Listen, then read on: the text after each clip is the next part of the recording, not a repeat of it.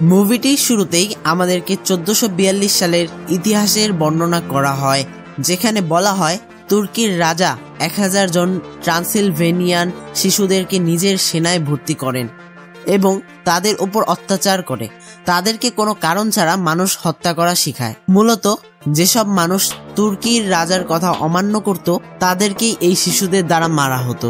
কিন্তু পরবর্তীতে সেই 1000 জনের মধ্যে হয়ে ওঠে একজন মহান যোদ্ধা, যাকে দেখে সবার আত্মা ভয়ে কেঁপে উঠত, যার নাম ভ্ল্যাড। তাকে জল্লাদের বাদশাহ এবং ড্রাগনের পুত্র বলা হতো।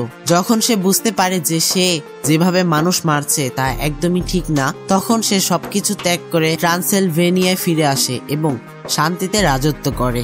এখান থেকে সিন চেঞ্জ হয় এবং আমরা মূল গল্পে ফিরে আসি, যেখানে আমরা ভ্ল্যাড ও তার সঙ্গীদেরকে দেখতে পাই, যারা একটি নদীতে তুর্কির একজন সৈনিকের মাথার কবজ খুঁজে পায়, যা দেখে ভ্ল্যাড সন্দেহ করে যে সেই সৈনিকের সাথে আরো কিছু সৈনিক ছিল, আর সেই সৈনিকের মাথার কবজটা ঝর্ণায় ভেসে এসেছে, আর এই ঝর্ণাটি এসেছে ব্রোকেন টুথ নামক পাহাড় থেকে। যা বুঝে ভ্ল্যাড তার 2 জন সৈনিক নিয়ে সেই পাহাড়ের উপরে যায় এবং সেখানে একটি গুহায় প্রবেশ করে। সেখানে তারা অনেকগুলো হাড়ের গোড়া খুঁজে পায়। তাদের কিছু বোঝার আগেই কিছু একটা তাদের উপর আক্রমণ করে বসে। ভ্ল্যাড এর 2 সঙ্গী সেখানেই মারা যায়, আর ভ্ল্যাড কোনোভাবে গুহার বাইরে বেরিয়ে আসে। আর তখন সে দেখতে পায় সেটা ছিল একটা ড্রাকুলা, যে রোদে বের হতে পারছে না। যার পরে ভ্ল্যাড তার রাজ্যে ফিরে আসে এবং তাদের রাজ্যে থাকা এক পৃষ্ঠের কাছে জানতে পারে যে যেই ড্রাকুলাকে সে দেখেছে সে একসময় সাধারণ মানুষ ছিল, কিন্তু সে শয়তানের শক্তি পাওয়ার লোভে শয়তানকে কালো জাদুর সাহায্যে ডাকে এবং শয়তানের শক্তি চায়। শয়তান তাকে তার শক্তি দান করে, কিন্তু তার বিনিময়ে সেই ব্যক্তিকে তার বাকিটা জীবন একটি অন্ধকার গুহায় কাটাতে হয়।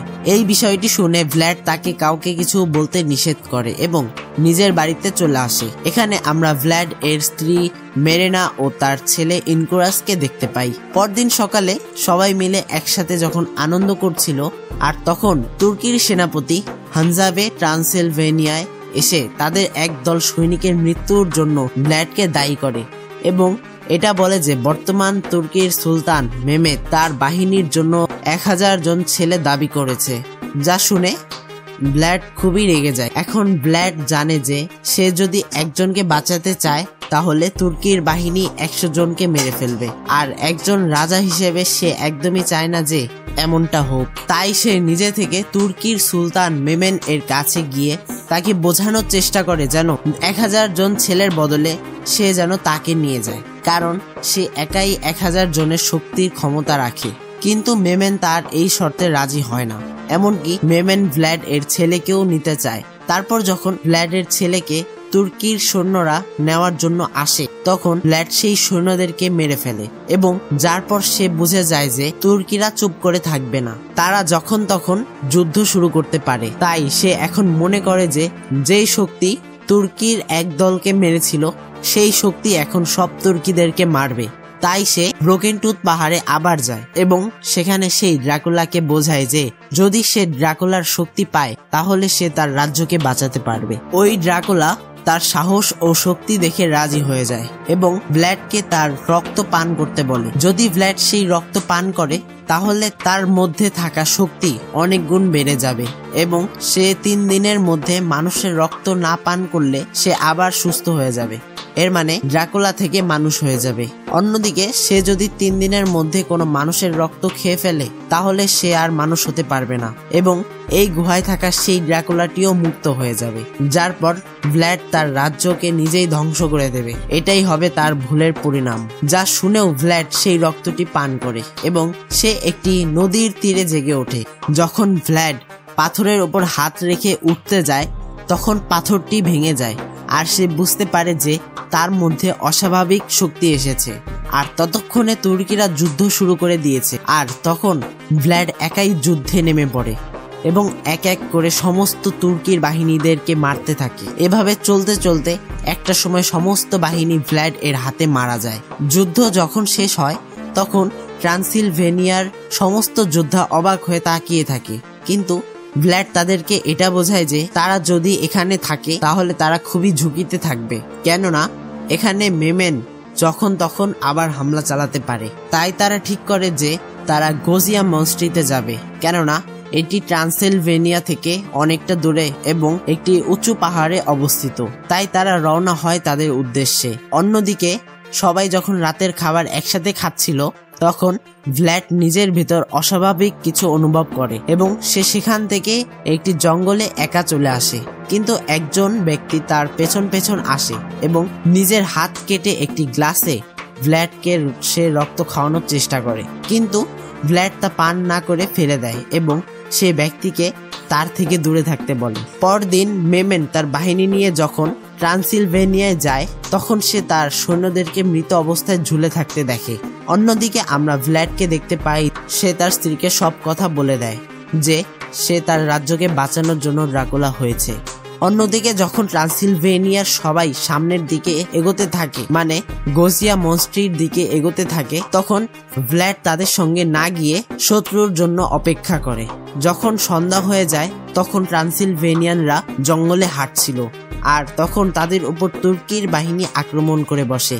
কিন্তু হঠাৎ করে ভ্ল্যাড সেখানে চলে আসে এবং একজন তুর্কি তাকে দেখে ভয়ে খাদে পড়ে যায়।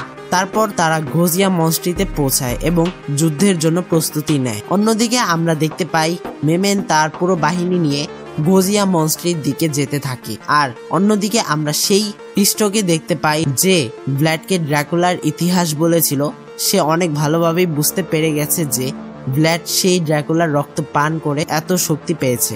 তাই তাদের রাজ্যের অন্য কেউ ভ্ল্যাডকে হত্যা করার আগেই সে চায় ভ্ল্যাডকে হত্যা করতে, কিন্তু ভ্ল্যাড তাকে এখান থেকে চলে যেতে বলে। তাই সে বাধ্য হয়ে আশেপাশের পর্দা কেটে ফেলে এবং সূর্যের আলো ভিতরে প্রবেশ করে, যার কারণে ভ্ল্যাড এর চামড়া পুড়তে থাকে এবং তার আশেপাশে আগুন ধরিয়ে দেওয়া হয়। কিন্তু সে বের হয়ে সবাইকে রাগ করে এবং সবাইকে নিজেদের কাজ করতে বলে। যার পরে আমরা মেমেন এর বাহিনীকে দেখতে পাই, যারা ভ্ল্যাডদের অনেক কাছে চলে এসেছে এবং ভ্ল্যাড তার শক্তির সাহায্যে লাখ লাখ বাদুর দিয়ে তাদের উপর আক্রমণ করছে। তারপর যখন ভ্ল্যাড মেমেনকে মারার জন্য সেখানে যায়, তখন মেমেনকে সে সেখানে পায় না। অন্যদিকে মেরেনাকে তারা সেই স্থানে ঝুলিয়ে তার ছেলে ইনকোরাসকে ধরে নিয়ে যায়। কিন্তু যখন ভ্ল্যাড সেই স্থানে উপস্থিত হয়, তখন ভ্ল্যাড মেরেনাকে বাঁচানোর আগেই মেরেনা নিচের দিকে পড়ে যায় এবং মেরেনাকে বাঁচানোর জন্য ভ্ল্যাডও নিচের দিকে ঝাঁপ দেয়। অনেক চেষ্টা করার পরেও ভ্ল্যাড তার স্ত্রী মেরেনাকে ঠিক সময় ধরতে পারে না, যার কারণে মেরেনা এখন একদমই মৃত্যুর সামনে। অন্যদিকে ভ্ল্যাড এর ছেলে মেমেনের বাহিনীর কাছে এবং তাদের রাজ্যের সকল মানুষকে তারা আহত করে ফেলেছে। তাই ভ্ল্যাডের স্ত্রী ভ্ল্যাডকে তার রক্ত পান করে আবার ড্রাকুলা হতে বলে এবং তাদের ছেলেকে বাঁচাতে বলে।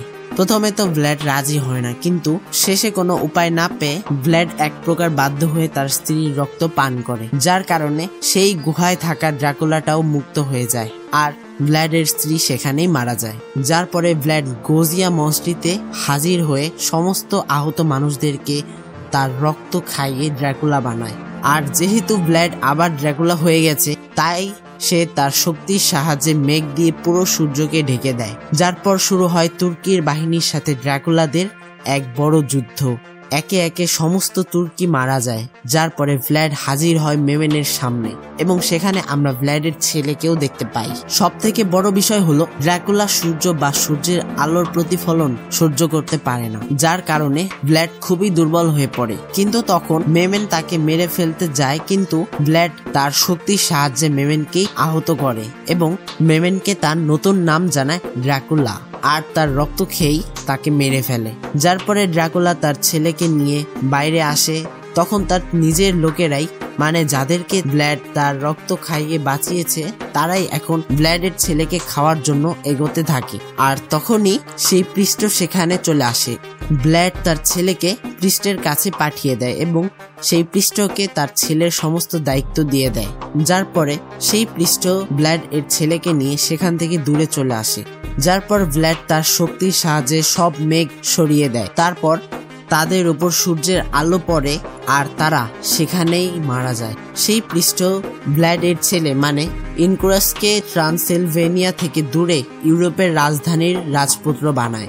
আর অন্যদিকে আমরা সেই ব্যক্তিকে দেখতে পাই যে ভ্ল্যাডকে একবার তার রক্ত খাওয়ানোর চেষ্টা করেছিল। সে এই মুহূর্তে একইভাবে তার হাত কেটে রক্ত বের করে এবং মৃত ভ্ল্যাড এর মুখে ঢালতে থাকে, আর যার কারণে ভ্ল্যাড আবার জীবিত হয়ে যায়। যার পরে অনেক সময় পার হয় এবং মানুষ এখন অনেকটা আধুনিক হয়ে গেছে, আর এই মানুষগুলোর মধ্যেই আমরা ভ্ল্যাডকে দেখতে পাই, যার বয়স বা শারীরিকভাবে কোনো পরিবর্তন হয়নি। সে ভিড়ের ভিতরে এক চেনা কণ্ঠ শুনতে পায় এবং সেখানে সে মেরেনার মতো একজনকে দেখতে পায়, যার পর সে তার সাথে কথায় কথায় বন্ধুত্ব করে।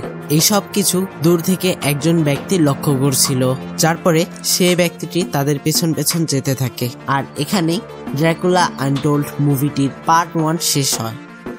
তো কেমন লাগলো বন্ধুরা আজকের এই ভিডিও? আর যদি এই মুভিটির দ্বিতীয় পার্ট দেখতে চান তাহলে কমেন্টে জানান, আমি পরবর্তীতে পার্ট 2 নিয়ে ভিডিও বানানোর চেষ্টা করব। আর যদি ভিডিওটা ভালো লাগে তাহলে লাইক, কমেন্ট, শেয়ার করুন। আর আমাদের চ্যানেলটি একদমই নতুন, তাই চ্যানেলটিকে অবশ্যই সাবস্ক্রাইব করে পাশে থাকুন। আর আমি আসছি অন্য কোনো নতুন ভিডিও নিয়ে। আর ততক্ষণের জন্য খোদা হাফেজ।